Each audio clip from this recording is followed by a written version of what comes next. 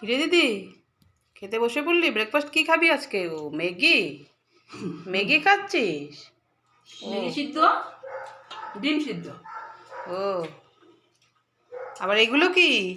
এটা দূরে সরিয়ে রেখেছিস, এগুলোও খাবি? বুঝতে পারছিস না, আমি একটু হালকা হয়ে গেছি। কোথায়, কোন দিকে? আমি তো কোনো দিকে কম দেখছি না। তার জন্য এখন 5টা করে রোজ ডিম সিদ্ধ খাবো। 5টা ডিম খাবি? 5টা ডিম খাবো। কি রোজ বলিস? খাবো। তাহলে এই হবো। এই হাঁটতে পারবি তো? পারবো। তারপর কি রেসলিং যাবি? হ্যাঁ, যাবো। এই জন্য ম্যাগি সিদ্ধ আর ডিম সিদ্ধ খাবি? খাচ্ছি, নজর লাগাবি না, তোর আছে, তুই খেয়ে নে।